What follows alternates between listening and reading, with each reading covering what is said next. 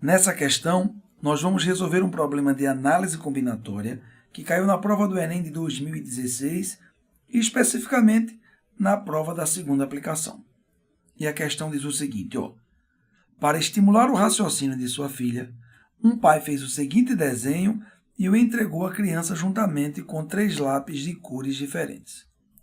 Ele deseja que a menina pinte somente os círculos, de modo que aqueles que estejam ligados por um segmento tenham cores diferentes. Está aqui o desenho, os círculos A, B, C e D, e a questão quer saber de quantas maneiras diferentes a criança pode fazer o que o pai pediu. Nós temos aqui as alternativas e vamos ao comentário da questão.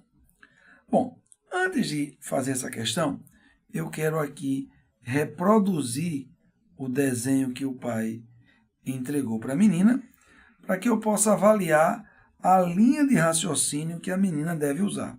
Afinal de contas, o pai passou para ela 3 lápis de cores diferentes para que ela pintasse esses círculos, porém exigiu que aqueles que estejam ligados por um segmento tenham cores diferentes.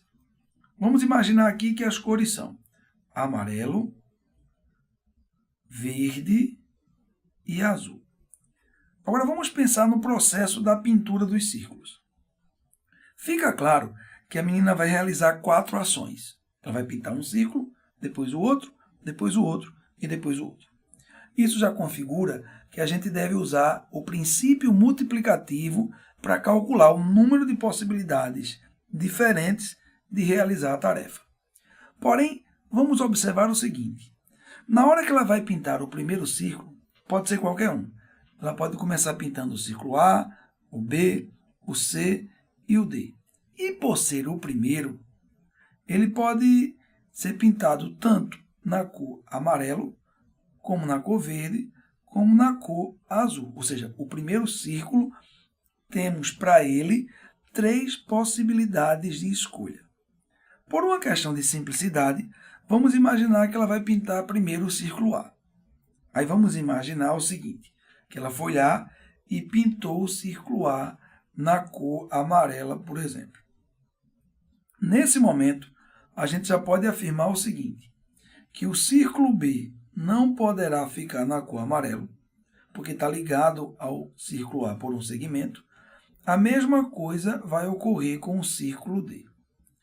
Porém, se você olhar para o círculo C, 2 coisas podem acontecer com ele.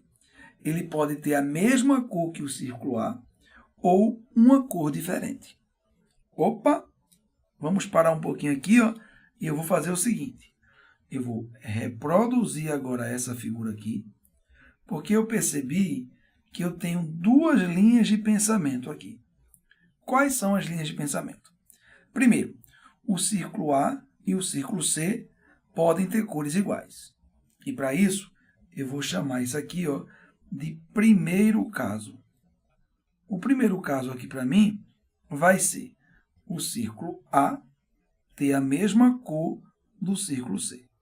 Se isso acontecer, a gente tem um jeito de fazer o cálculo. Porém, pode acontecer do círculo C ser diferente do círculo A na cor. Ou seja, pode ser que, imaginando que eu pintei o círculo A de amarelo, eu podia pintar o C na cor verde ou então na cor azul. Esse daqui vai ser o meu segundo caso. Deixa eu especificar aqui. Meu segundo caso vai ser na suposição de que o círculo A tenha uma cor diferente do círculo C.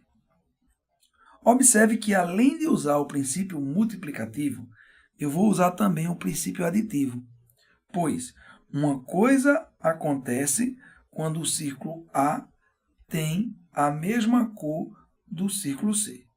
E uma coisa diferente vai acontecer se o círculo A tiver uma cor diferente do círculo C.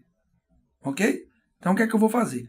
Eu vou fazer o cálculo aqui do primeiro caso, depois eu faço o cálculo do segundo caso, e aí eu vou somar as 2 possibilidades.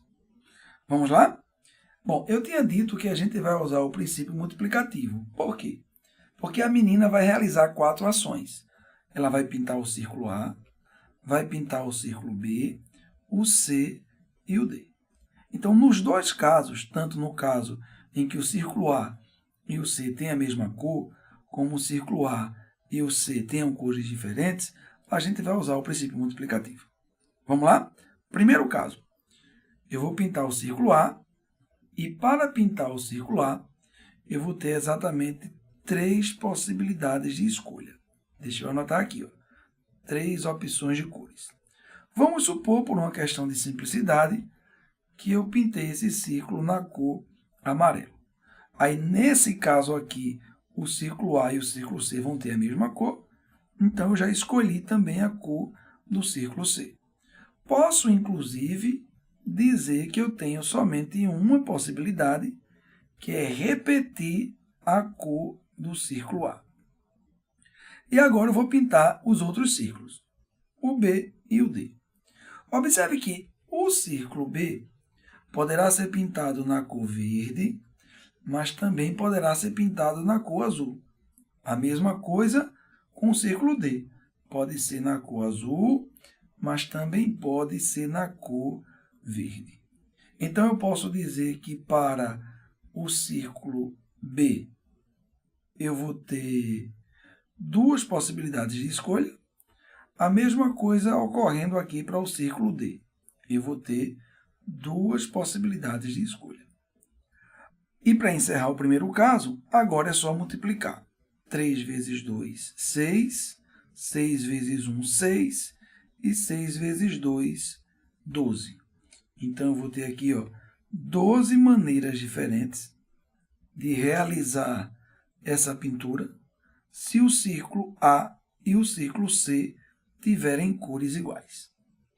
Vamos agora para o segundo caso, imaginando que o círculo A e o círculo C vão ter cores diferentes. Observe que eu vou usar novamente o princípio multiplicativo.